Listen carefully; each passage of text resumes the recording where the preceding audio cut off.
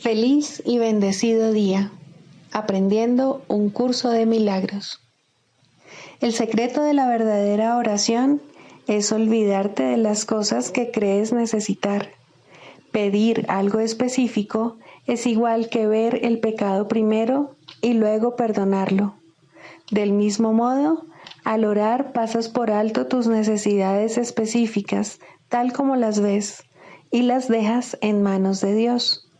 Ahí se convierten en los regalos que le haces, pues le dicen que no antepondrás otros dioses a Él, ni que quieres otro amor que el suyo. Este libro es un comienzo, no un final.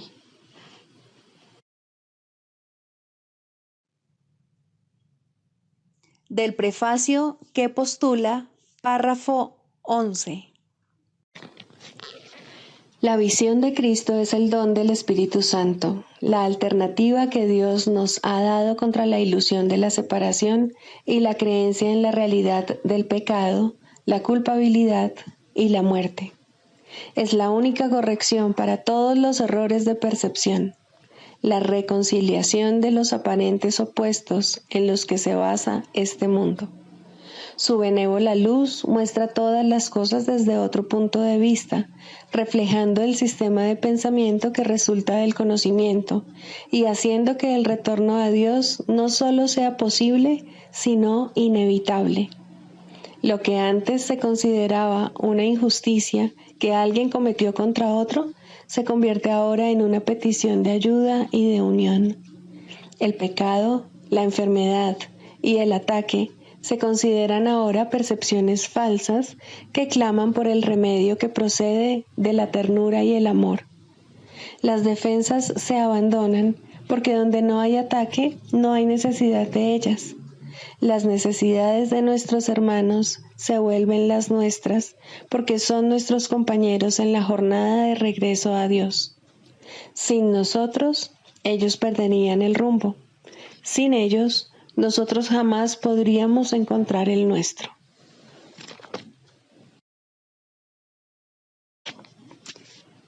Introducción. Este es un curso de milagros. Es un curso obligatorio. Solo el momento en que decides tomarlo es voluntario. Tener libre albedrío no quiere decir que tú mismo puedas establecer el plan de estudios. Significa únicamente que puedes elegir lo que quieres aprender en cualquier momento dado.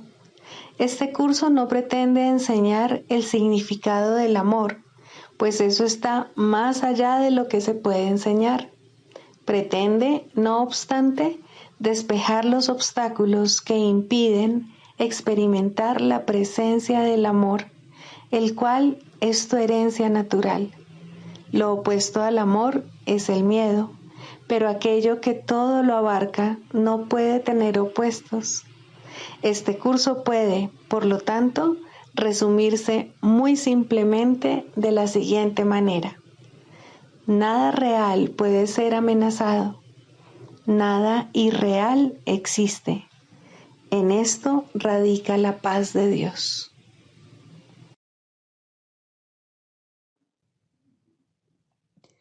Capítulo 1. El significado de los milagros. Primero, principios de los milagros. Principio 8. Los milagros curan porque suplen una falta. Los obran aquellos que temporalmente tienen más para aquellos que temporalmente tienen menos.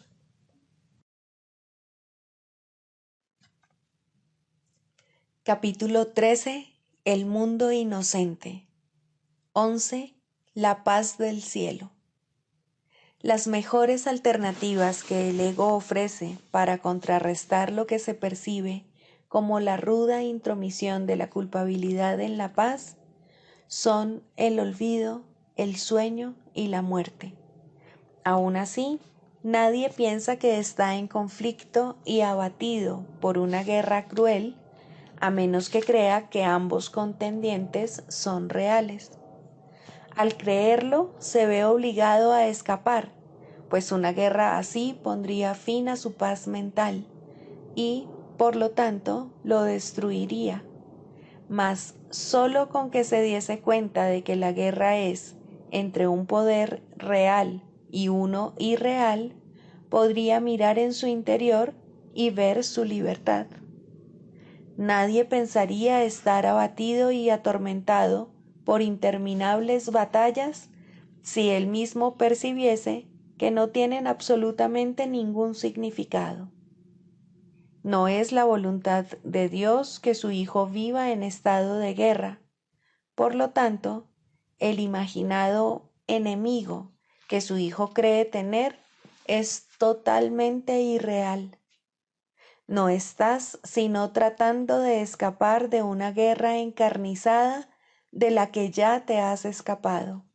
La guerra ya terminó, pues has oído el himno de la libertad elevarse hasta el cielo. Grande es la dicha y el regocijo de Dios por tu liberación, porque tú no creaste la libertad. Mas, de la misma manera en que no creaste la libertad, tampoco creaste una guerra que pudiese poner en peligro dicha libertad.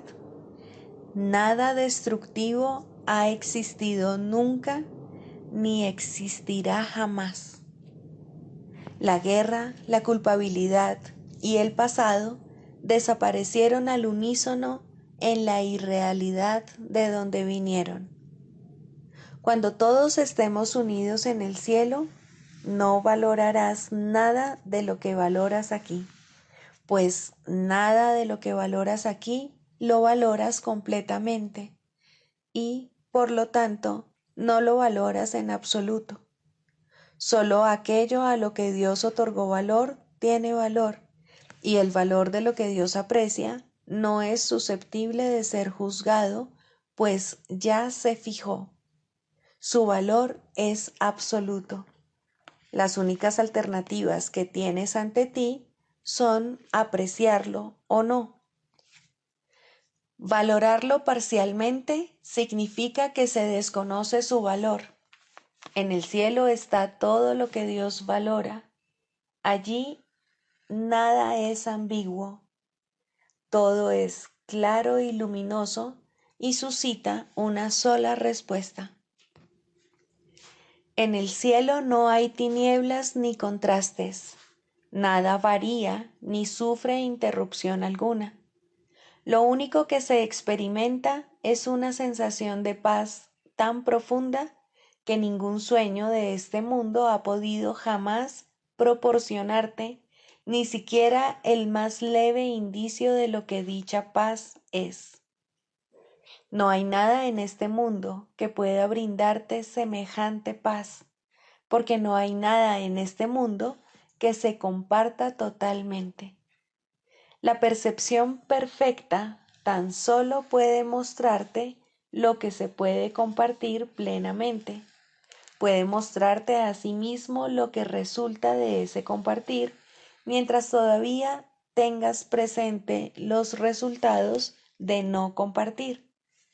El Espíritu Santo señala calladamente el contraste, sabiendo que, en última instancia, dejarás que Él juzgue por ti la diferencia, permitiéndole que te muestre cuál de las dos alternativas es cierta. Tiene perfecta fe en tu juicio final, porque sabe que es Él quien lo emitirá por ti. Dudar de eso sería dudar de que Él vaya a llevar a cabo su misión. Mas, ¿cómo iba a ser posible eso cuando su misión es de Dios?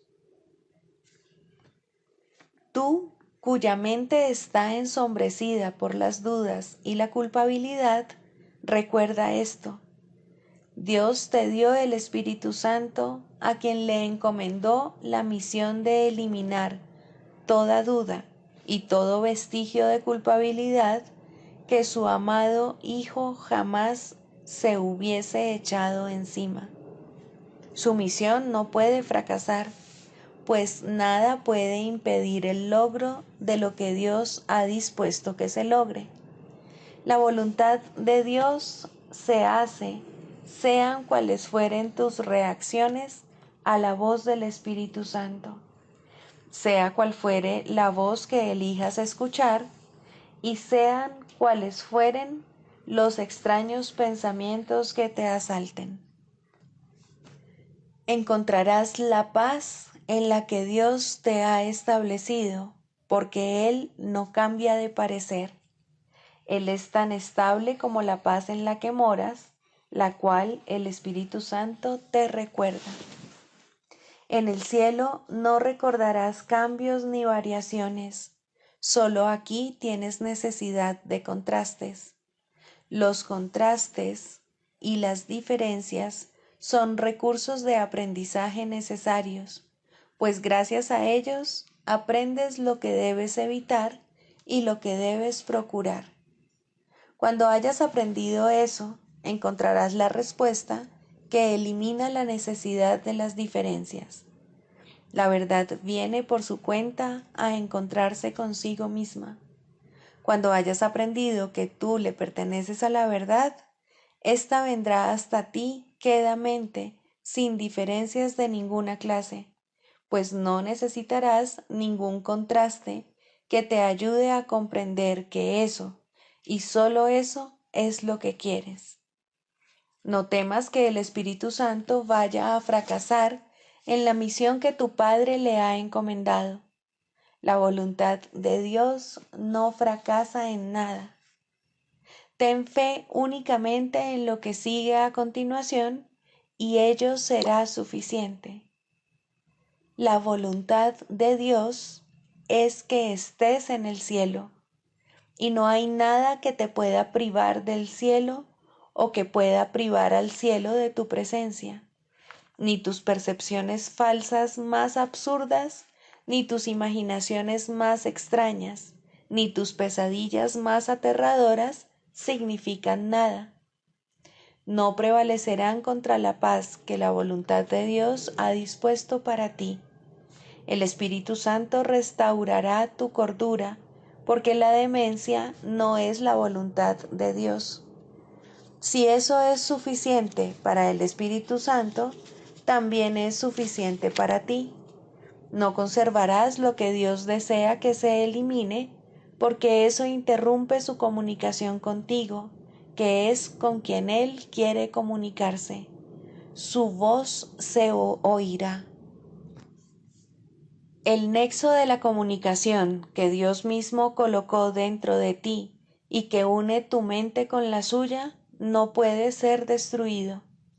Tal vez creas que ese es tu deseo, y esa creencia ciertamente interfiere en la profunda paz en la que se conoce la dulce y constante comunicación que Dios desea mantener contigo. Sus canales de extensión, no obstante, no pueden cerrarse del todo o separarse de Él. Gozarás de paz porque su paz fluye todavía hacia ti desde aquel cuya voluntad es la paz. Dispones de ella en este mismo instante. El Espíritu Santo te enseñará a usarla y al extenderla sabrás que se encuentra en ti. Dios dispuso que el cielo fuese tuyo y nunca dispondrá nada más para ti. Lo único que el Espíritu Santo conoce es la voluntad de Dios.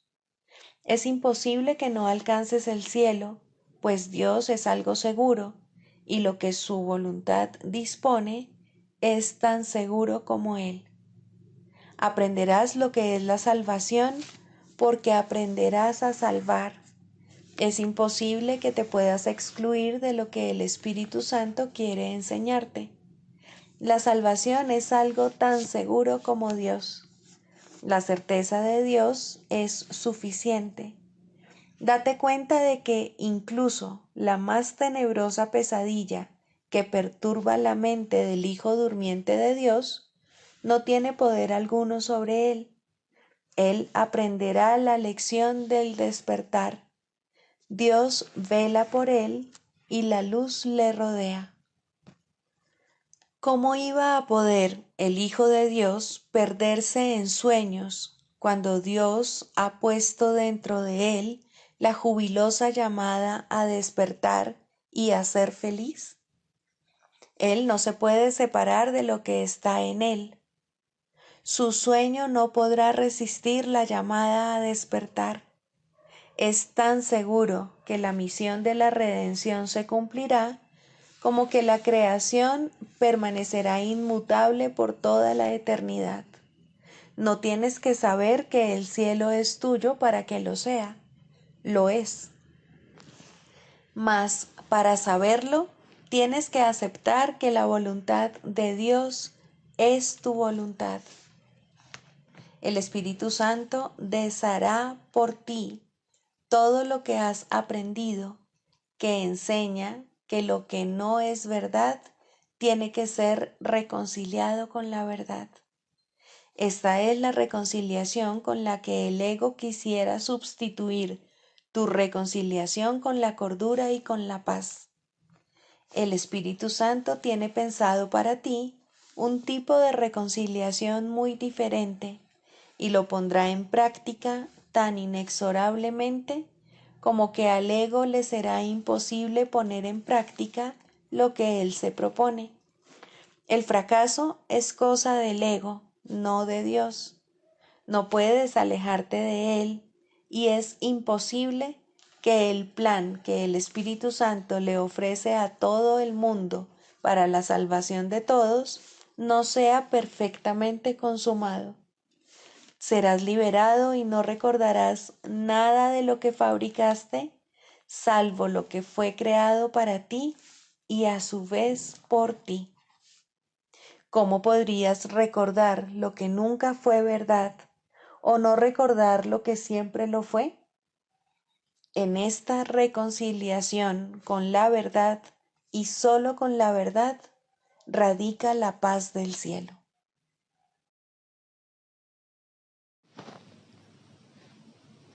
Libro de ejercicios. Introducción a las lecciones 181 a 200. El propósito de estas próximas lecciones es intensificar tu buena voluntad a fin de fortalecer tu débil compromiso y de fundir todos tus variados objetivos en un solo empeño. No se te pide que tu dedicación sea total todo el tiempo, pero sí que practiques ahora a fin de llegar a alcanzar la sensación de paz que, aunque solo sea de manera intermitente, tal compromiso unificado brinda. Experimentar eso es lo que hará que estés completamente dispuesto a seguir el camino que este curso señala. Nuestras lecciones están ahora orientadas específicamente a ampliar tus horizontes y a tratar de manera directa con determinados obstáculos que mantienen tu visión constreñida y demasiado limitada para dejarte ver el valor de nuestro objetivo. Lo que nos proponemos ahora es trascender esos obstáculos, aunque solo sea brevemente. Las palabras en sí no pueden transmitir la sensación de liberación que se experimenta una vez que se han eliminado dichos obstáculos, mas la experiencia de libertad y de paz que descenderá sobre ti cuando renuncies a tu férreo control de lo que ves, será más que suficiente para convencerte. Tu motivación se intensificará de tal manera que las palabras dejarán de ser relevantes. Sabrás con certeza lo que quieres y lo que no tiene valor. Así pues, comencemos la jornada que nos llevará más allá de las palabras, concentrándonos en primer lugar en lo que todavía supone un escollo para tu progreso. La experiencia de lo que existe más allá de toda actitud defensiva sigue siendo inalcanzable mientras se siga negando. Quizá esté ahí, pero tú no puedes aceptar su presencia. De modo que lo que nos proponemos ahora es ir más allá de todas las defensas por un breve intervalo cada día. No se te pide nada más, porque no se necesita nada más. Ello será suficiente para garantizar que todo lo demás llegue.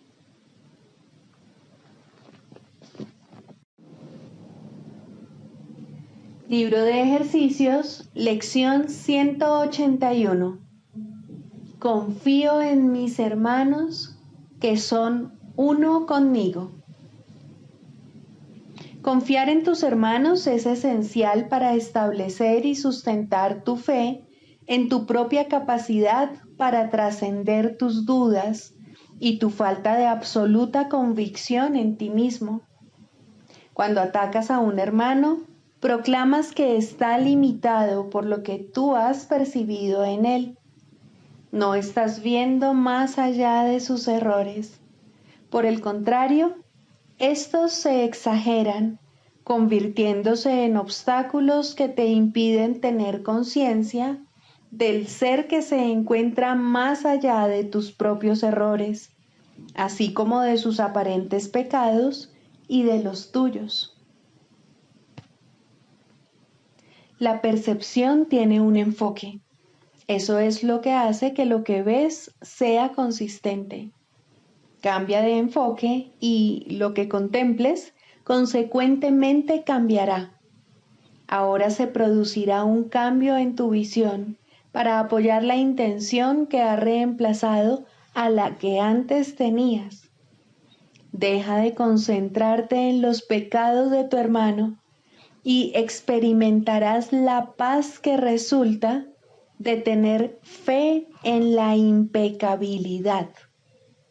El único apoyo que esta fe recibe procede de lo que ves en otros más allá de sus pecados, pues sus errores, si te concentras en ellos, no son sino testigos de tus propios pecados, y no podrás sino verlos, lo cual te impedirá ver la impecabilidad que se encuentra más allá de ellos. En nuestras prácticas de hoy, por lo tanto, lo primero que vamos a hacer es dejar que todos esos insignificantes enfoques den paso a la gran necesidad que tenemos de que nuestra impecabilidad se haga evidente. Damos instrucciones a nuestras mentes para que, por un breve intervalo, eso y solo eso sea lo que busquen. No vamos a preocuparnos por objetivos futuros. Lo que vimos un instante antes no nos preocupará en absoluto dentro de este lapso de tiempo en el que nuestra práctica consiste en cambiar de intención. Buscamos la inocencia y nada más, y la buscamos sin interesarnos por nada que no sea el ahora. Uno de los mayores obstáculos que ha impedido tu éxito ha sido tu dedicación a tus metas pasadas y futuras. El que las metas que propugna este curso sean tan extremadamente diferentes de las que tenías antes ha sido motivo de preocupación para ti. Y también te has sentido consternado por el pensamiento restrictivo y deprimente de que, incluso si tuvieses éxito, volverías inevitablemente a perder el rumbo. ¿Por qué habría de ser esto motivo de preocupación? Pues el pasado ya pasó y el futuro es tan solo algo imaginario. Preocupaciones de esta índole no son sino defensas para impedir que cambiemos el enfoque de nuestra percepción en el presente. Nada más. Vamos a dejar de lado estas absurdas limitaciones por un momento. No vamos a recurrir a creencias pasadas ni a dejar que lo que hayamos de creer en el futuro nos estorbe ahora. Damos comienzo a nuestra sesión de práctica con un solo propósito: ver la impecabilidad que mora dentro de nosotros. Reconoceremos que hemos perdido de vista este objetivo si de alguna manera la ira se interpone en nuestro camino. Y si se nos ocurre pensar en los pecados de un hermano, nuestro restringido foco nos nublará la vista y nos hará volver los ojos hacia nuestros propios errores, que exageraremos y llamaremos pecados. De modo que, por un breve intervalo de surgir tales obstáculos, los trascenderemos sin ocuparnos del pasado o del futuro, dando instrucciones a nuestras mentes para que cambien de foco, según decimos: no es esto lo que quiero contemplar. Confío en mis hermanos, que son uno conmigo. Y nos valdremos asimismo de este pensamiento para mantenernos a salvo a lo largo del día. No estamos interesados en metas a largo plazo. Conforme cada uno de los obstáculos nuble la visión de nuestra impecabilidad, lo único que nos interesará será poner fin, por un instante, al dolor que, de concentrarnos en el pecado, experimentaríamos y que, de no corregirlo, persistiría. No vamos en pos de fantasías, pues lo que procuramos contemplar está realmente ahí. Y conforme nuestro foco se extienda más allá del error, veremos un mundo completamente impecable. Y cuando esto sea lo único que queramos ver y lo único que busquemos en nombre de la verdadera percepción, los ojos de Cristo se volverán inevitablemente los nuestros. El amor que Él siente por nosotros se volverá también el nuestro. Esto será lo único que veremos reflejado en el mundo, así como en nosotros mismos. El mundo que una vez proclamó nuestros pecados se convierte ahora en la prueba de que somos incapaces de pecar, y nuestro amor por todo aquel que contemplemos dará testimonio de que recordamos al santo ser que no conoce el pecado y que jamás podría concebir nada que no compartiese su impecabilidad. Este es el recuerdo que queremos evocar hoy cuando consagramos nuestras mentes a la práctica. No miramos ni hacia adelante ni hacia atrás. Miramos directamente al presente y depositamos nuestra fe en la experiencia que ahora pedimos. Nuestra impecabilidad no es sino la voluntad de Dios. En este instante, nuestra voluntad dispone lo mismo que la suya.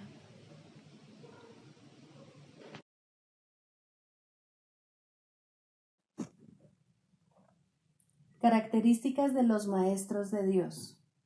10. Mentalidad abierta. El papel central que ocupa la mentalidad abierta, quizá el último de los atributos que el maestro de Dios adquiere, puede entenderse fácilmente cuando se reconoce la relación que guarda con el perdón. La mentalidad abierta procede de una ausencia de juicios. De la misma manera en que los juicios cierran la mente impidiéndole la entrada al Maestro de Dios, de igual modo la mentalidad abierta lo invita a entrar. De la misma manera en que la condenación juzga al Hijo de Dios como malvado, de igual modo la mentalidad abierta permite que sea juzgado por la voz de Dios en su nombre. De la misma manera en que la proyección de la culpabilidad sobre él lo enviaría al infierno, de igual modo la mentalidad abierta permite que la imagen de Cristo le sea extendida. Solo aquellos que tienen una mentalidad abierta pueden estar en paz, pues son los únicos que ven razones para ello. ¿Cómo perdonan los que tienen una mentalidad abierta?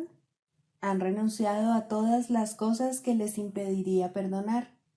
Han abandonado realmente el mundo y han permitido que éste les sea restaurado con tal frescura y en júbilo tan glorioso que jamás hubiesen podido concebir un cambio así. Nada es ahora como era antes. Todo lo que antes parecía opaco y sin vida, ahora no hace sino refulgir. Lo que es más, todas las cosas les dan la bienvenida, ya que ha desaparecido toda sensación de amenaza. Ya no quedan tinieblas que oculten la faz de Cristo. Ya se ha logrado el objetivo. El perdón es la meta final del programa de estudios, pues allana el camino para lo que se encuentra más allá de todo aprendizaje. El programa de estudios no hace ningún esfuerzo por excederse de su verdadero objetivo. El perdón es su único objetivo, en el cual converge en última instancia todo aprendizaje. Ciertamente, eso es suficiente. Habrás notado que la lista de atributos de los maestros de Dios no incluye las características que constituyen la herencia del Hijo de Dios. Términos tales como amor, inocencia, perfección, conocimiento y verdad eterna no aparecen en este contexto, pues no serían apropiados aquí. Lo que Dios ha dado está tan remotamente alejado de nuestro programa de estudios que el aprendizaje no puede sino desaparecer ante su presencia. Sin embargo, mientras su presencia esté velada, el enfoque ha de centrarse necesariamente en el programa de estudios. La función de los maestros de Dios es llevar al mundo el verdadero aprendizaje. Propiamente dicho, lo que llevan es un desaprendizaje, que es a lo único que se le puede llamar verdadero aprendizaje en este mundo. A los maestros de Dios se les ha encomendado la función de llevar al mundo las buenas nuevas del completo perdón. Bienaventurados son, en verdad, pues son los portadores de la salvación.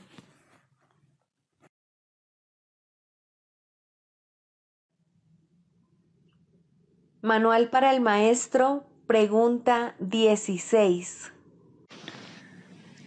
¿Cómo debe pasar el día el Maestro de Dios? Para un Maestro de Dios avanzado, esta pregunta es irrelevante. No tiene un programa fijo, pues las lecciones cambian de día en día. Pero el Maestro de Dios está seguro de una sola cosa: las lecciones no cambian al azar. Al darse cuenta de esto y entender que es verdad, el Maestro descansa contento.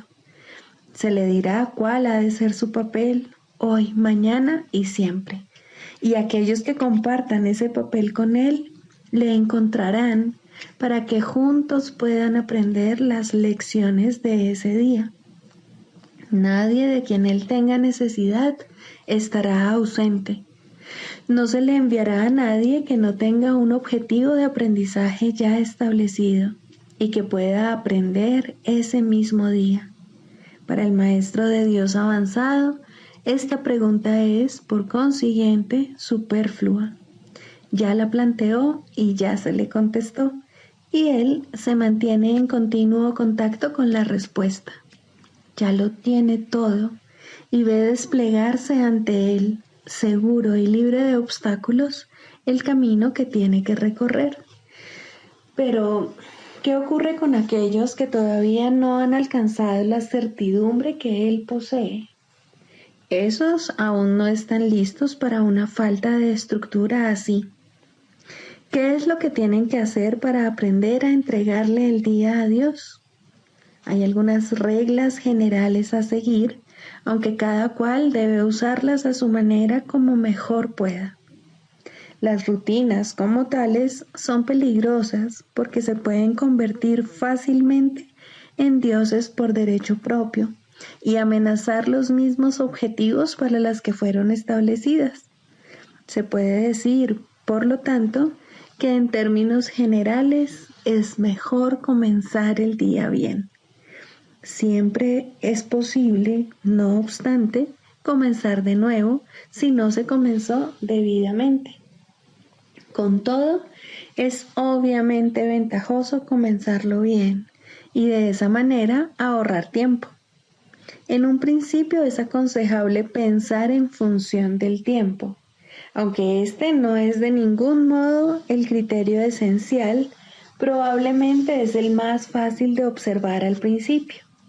Inicialmente se hace hincapié en ahorrar tiempo, que si bien sigue siendo importante a lo largo de todo el proceso de aprendizaje, se recalcará cada vez menos.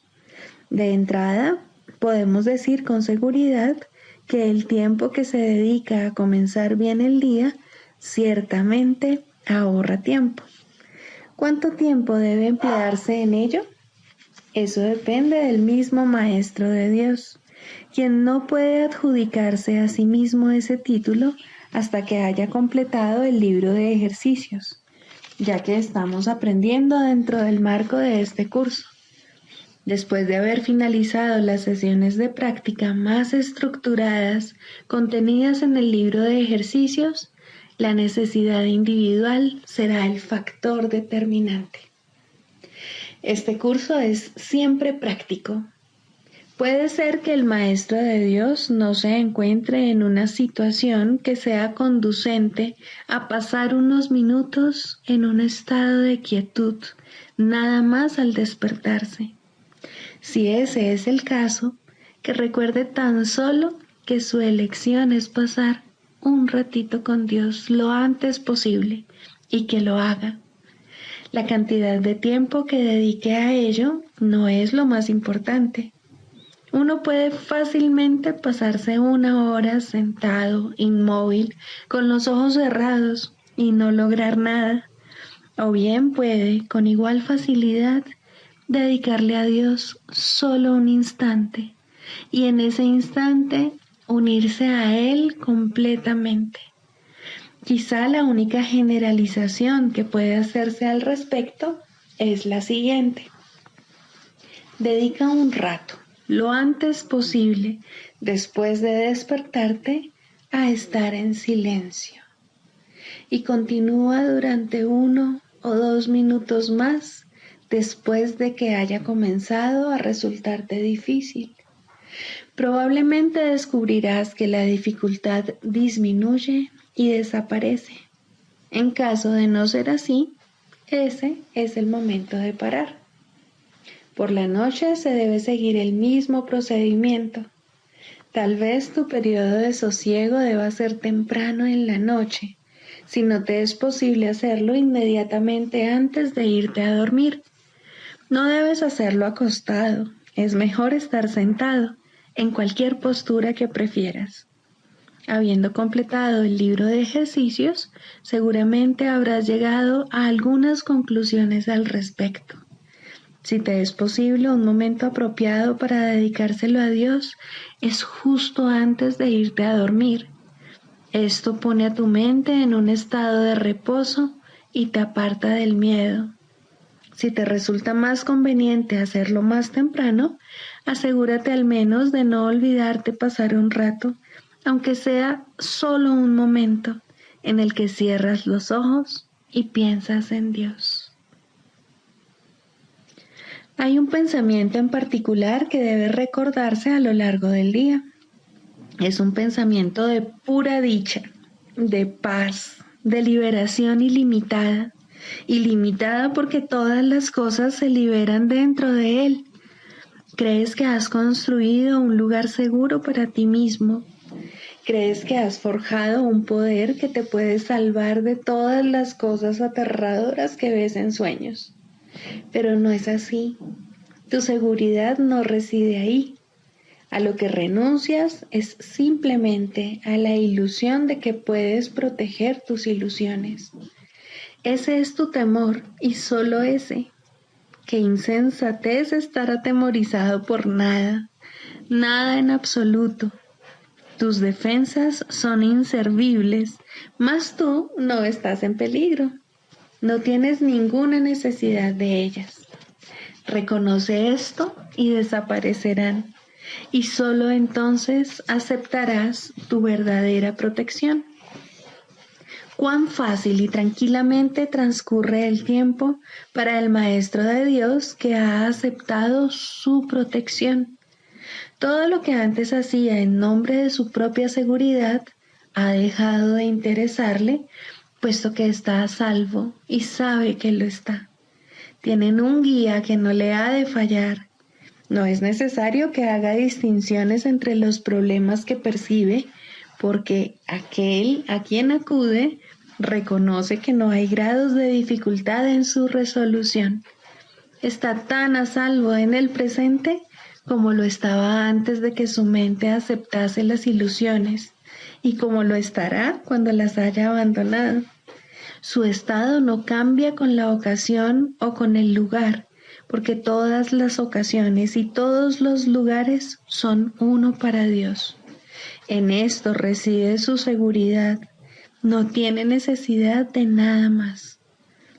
Con todo, habrá tentaciones a lo largo del camino que al Maestro de Dios aún le queda por recorrer, y tendrá necesidad de recordarse a sí mismo durante el transcurso del día que está protegido.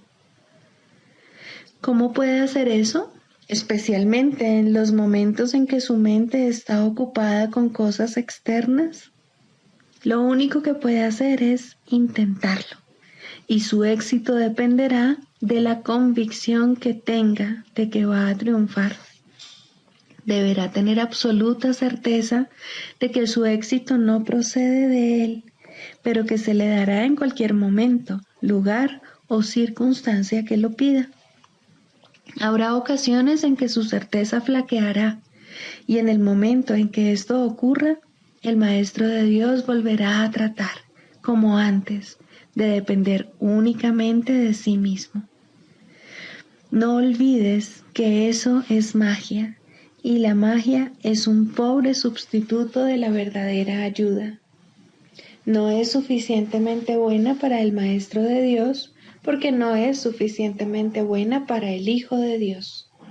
Evitar la magia es evitar la tentación, pues toda tentación no es más que el intento de sustituir la voluntad de Dios por otra. Estos intentos pueden parecer ciertamente aterradores, pero son simplemente patéticos.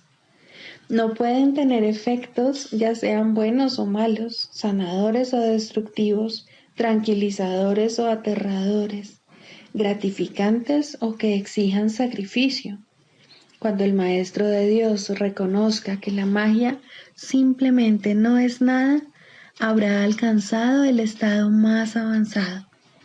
Todas las lecciones intermedias no hacen sino conducirle a este estado y facilitar el que este objetivo esté más cerca de reconocerse, pues cualquier tipo de magia, sea cual sea su forma, es simplemente impotente. Su impotencia explica por qué es tan fácil escaparse de ella. Es imposible que lo que no tiene efectos pueda aterrorizar. No hay nada que pueda sustituir a la voluntad de Dios. Dicho llanamente, a este hecho es al que el Maestro de Dios dedica su día. Cualquier otro sustituto que acepte como real tan solo puede engañarle, mas está a salvo de cualquier engaño si así lo decide.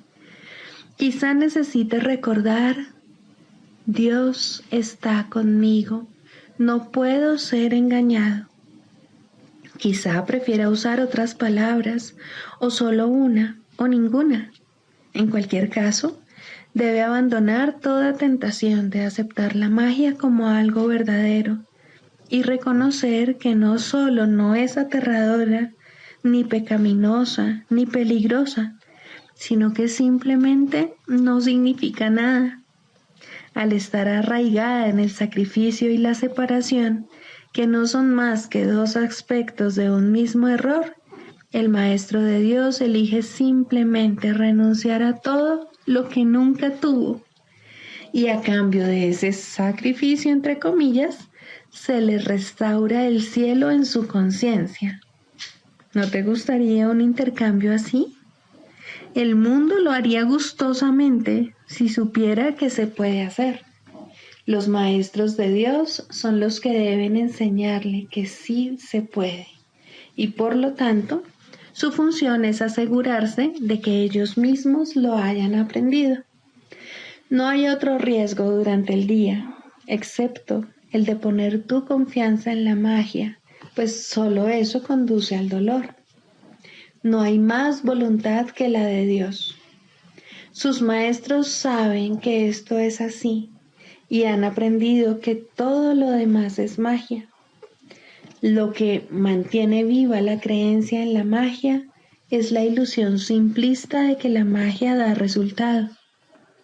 Los maestros de Dios deben aprender a detectar las diversas formas de magia a lo largo de todo su entrenamiento, cada día y cada hora, e incluso cada minuto y cada segundo, y a percibir el hecho de que no significan nada.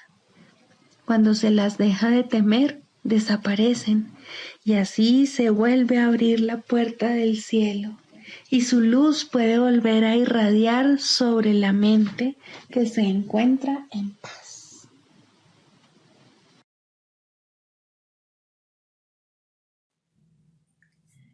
Manual para el maestro.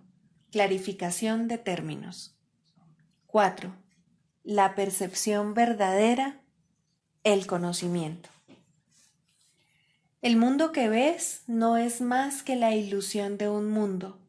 Dios no lo creó, pues lo que Él crea tiene que ser tan eterno como Él. En el mundo que ves, no obstante, no hay nada que haya de perdurar para siempre. Algunas cosas durarán en el tiempo algo más que otras, pero llegará el momento en el que a todo lo visible le llegue su fin. Los ojos del cuerpo no son, por lo tanto, el medio a través del cual se puede ver el mundo real, pues las ilusiones que contemplan solo pueden conducir a más ilusiones de la realidad. Y eso es lo que hacen, pues todo lo que los ojos del cuerpo ven no solo no ha de durar, sino que además se presta a que se tengan pensamientos de pecado y culpabilidad. Todo lo que Dios creó, por otra parte, está por siempre libre de pecado y por ende, por siempre libre de culpabilidad. El conocimiento no es el remedio para la percepción falsa, puesto que al proceder de distintos niveles jamás pueden encontrarse. La única corrección posible para la percepción falsa es la percepción verdadera. Esta no perdurará, pero mientras dure, su propósito será sanar.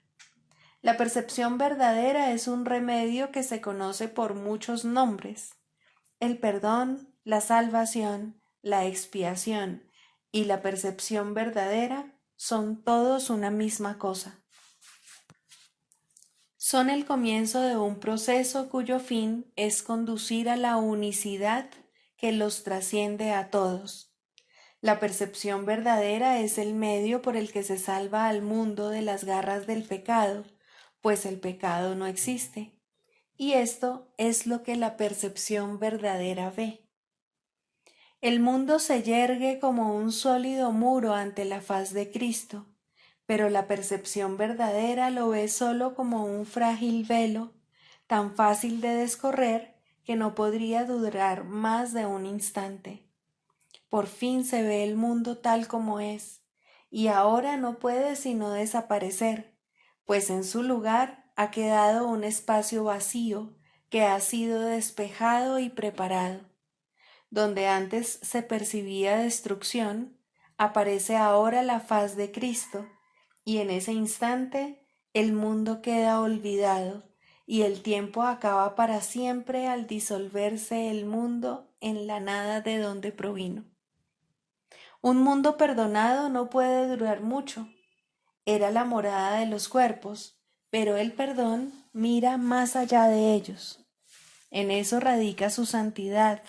Así es como sana.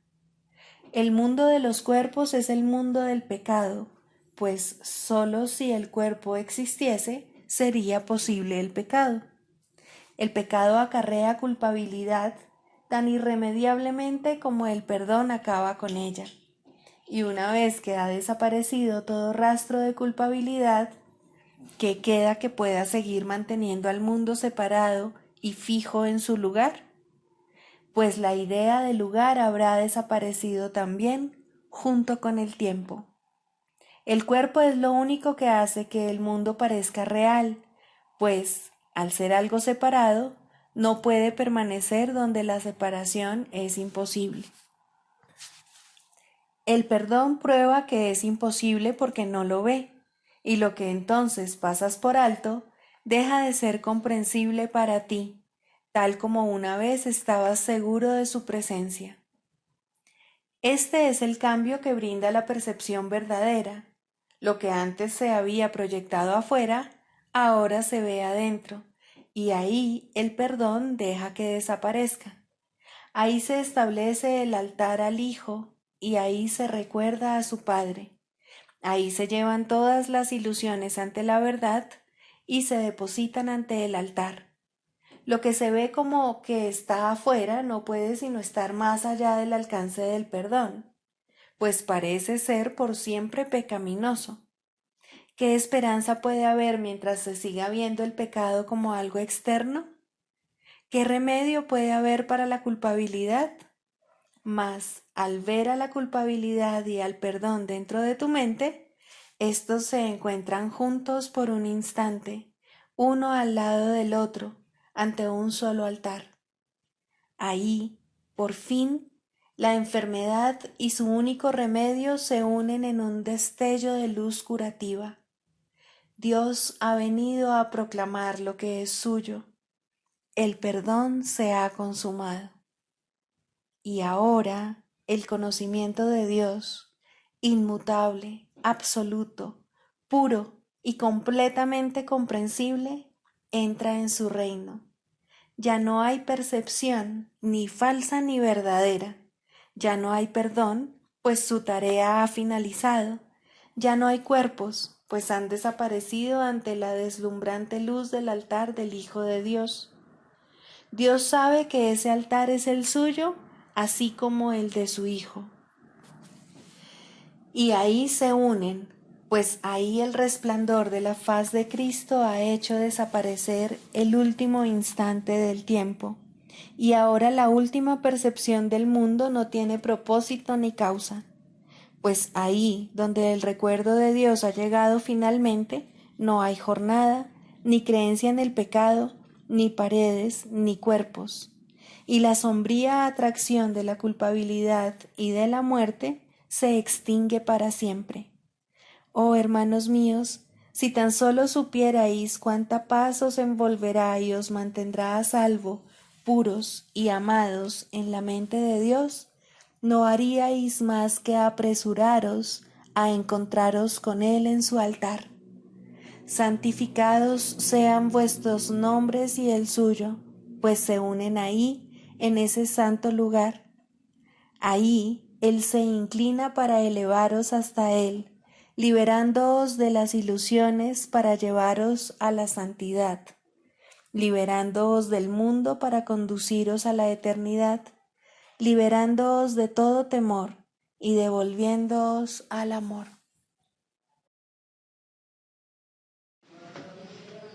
La práctica de la psicoterapia. Primero, la selección de pacientes. Todo aquel que se te envía es tu paciente. Esto no significa que seas tú quien lo selecciona o el que decide el tipo de tratamiento adecuado, pero sí significa que nadie viene a ti por error. No hay errores en el plan de Dios. Sería un error, no obstante, presumir que sabes lo que debe ofrecérsele a todo aquel que acuda a ti. No es a ti a quien corresponde tomar esa decisión. Existe una tendencia a creer que continuamente se te está pidiendo que hagas algún sacrificio en beneficio de aquellos que vienen a ti. De ninguna manera podría ser esto cierto. Exigir que te sacrifiques es exigirle un sacrificio a Dios, y Él no sabe nada de sacrificios. ¿Quién podría pedirle a lo perfecto que sea imperfecto? ¿Quién decide entonces lo que cada hermano necesita? Obviamente no tú, que aún no reconoces quién es aquel que pide. Hay algo en él que te lo dirá si escuchas, y esa es la respuesta: escuchar. No hagas exigencias, no decidas nada, ni hagas ningún sacrificio, solo escucha. Lo que oyes es cierto. ¿Te enviaría Dios su Hijo si no estuvieras seguro de que reconocerías sus necesidades? Piensa en lo que Dios te está diciendo. Él necesita tu voz para que hable por Él. ¿Podría haber algo más santo o un mayor regalo para ti? ¿Preferirías decidir quién es Dios o más bien escuchar la voz de aquel que es Dios en ti? Tus pacientes no necesitan estar físicamente presentes para que les sirvas en nombre de Dios. Esto puede ser difícil de recordar, pero Dios no va a dejar que los regalos que te ha dado se limiten a los pocos que en efecto ves. También puedes ver otros, pues la visión no se limita a los ojos del cuerpo. Hay quienes no necesitan tu presencia física, pero te necesitan tanto o incluso más en el instante en que te son enviados. Los reconocerás en la forma que sea más útil para ellos y para ti. No importa cómo lleguen, serán enviados en la manera que resulte más beneficiosa. Un nombre, un pensamiento, una imagen, una idea, o tal vez simplemente una sensación de que te conectas con alguien en alguna parte. La unión está en manos del Espíritu Santo. No puede dejar de darse. Un terapeuta santo, un maestro de Dios avanzado, jamás olvida una cosa. No fue él quien elaboró el programa de estudios de la salvación, ni quien estableció su papel dentro del mismo. Se da cuenta de que su parte es necesaria para el todo y que a través de ella reconocerá el todo cuando la haya cumplido. Entre tanto, debe aprender, y sus pacientes son el medio que se le ha provisto para ello. ¿Qué otra cosa sino gratitud podría sentir por ellos y hacia ellos? Traen a Dios consigo. ¿Rechazaría este regalo por una minucia o le cerraría la puerta al Salvador del mundo para dejar entrar un fantasma? Que no traicione al Hijo de Dios. Aquel que lo llama está más allá de su comprensión. Mas, ¿cómo no se iba a alegrar de poder responder cuando sólo así puede oír la llamada y entender que es la suya propia?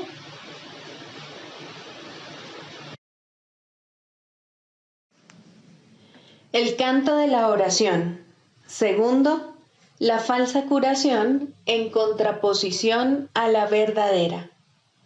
La falsa curación no es más que un mísero intercambio de una ilusión por otra más agradable, de un sueño de enfermedad por uno de salud. Esto puede ocurrir en los primeros niveles de oración en combinación con un perdón bien intencionado, pero aún no comprendido del todo. Solo la falsa curación puede dar lugar al miedo, de tal manera que la enfermedad es libre para arremeter de nuevo. La falsa curación puede, en efecto, eliminar ciertas formas de dolor y enfermedad, pero la causa sigue ahí y no dejará de producir efectos. La causa sigue siendo el deseo de morir y de vencer a Cristo. Y con este deseo, la muerte es segura, pues a la oración se le da respuesta. No obstante, hay una clase de muerte aparente que tiene otra fuente. No es el resultado de pensamientos hirientes ni de una furia desenfrenada contra el universo. Significa simplemente que la utilidad del funcionamiento del cuerpo ha concluido, de manera que se elige abandonarlo en forma similar a como uno se desprende de una vestimenta desgastada. Esto es lo que debiera ser la muerte, una elección tranquila que se lleva a cabo felizmente y con una sensación de paz, pues el cuerpo se ha usado con bondad para ayudar al Hijo de Dios en el camino que lo lleva a su Padre. Le damos las gracias al cuerpo por el servicio que nos ha prestado, pero nos sentimos agradecidos también de que ya no haya necesidad de seguir transitando por el mundo de las limitaciones, ni de alcanzar al Cristo en formas borrosas y, a lo sumo, poder verlo claramente en amorosos destellos. Ahora podemos contemplarle sin velos, en la luz que hemos aprendido a ver nuevamente. Llamamos a esto muerte, pero es libertad. No se presenta en formas que parecen imponerse con dolor a una carne renuente, sino como una dulce bienvenida a la liberación. Si ha habido verdadera curación, esta puede ser la forma en que la muerte llegue cuando sea el momento de descansar por un rato de la labor gustosamente realizada y gustosamente concluida. Ahora nos dirigimos en paz a una atmósfera más despejada y a climas más suaves, donde no es difícil ver que los regalos que dimos nos fueron salvaguardados. Cristo nos resulta más claro ahora. Su visión es más sostenida en nosotros. Su voz, la palabra de Dios, más claramente nuestra. Este sereno pasar de un nivel de oración más elevado a un tierno perdón de las cosas del mundo solo puede recibirse con agradecimiento. Pero primero, la verdadera curación tiene que haber bendecido a la mente con amoroso perdón por los pecados con los que soñó e impuso sobre el mundo. Ahora sus sueños se desvanecen en un tranquilo descanso.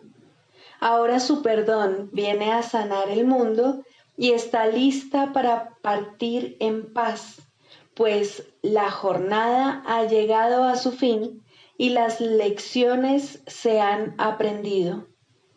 Eso no es muerte de acuerdo con el pensar del mundo, pues la muerte es cruel ante sus atemorizados ojos y se manifiesta en forma de castigo por el pecado. ¿Cómo podría entonces ser una bendición? ¿Y cómo puede dársele la bienvenida cuando se le debe temer?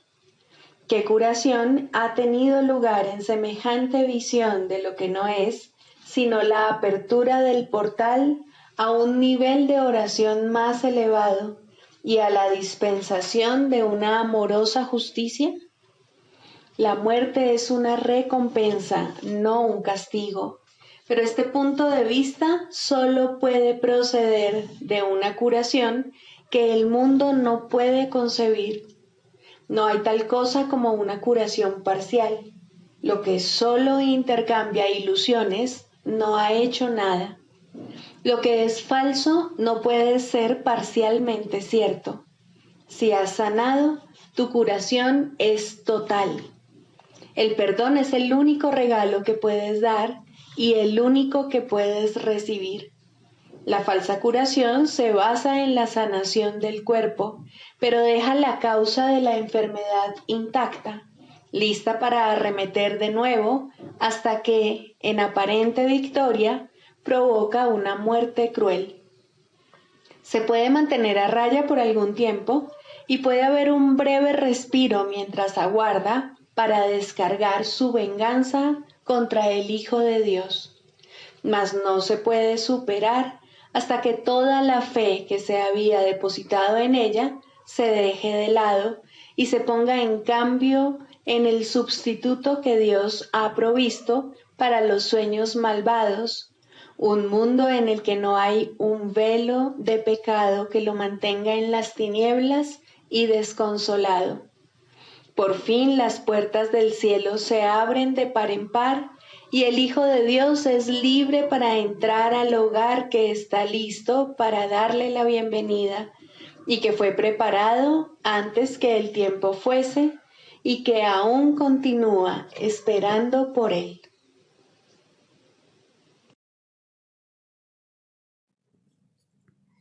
Sigamos a Jesús haciendo del perdón algo tan natural como respirar y algo tan vital como el aire. Amén.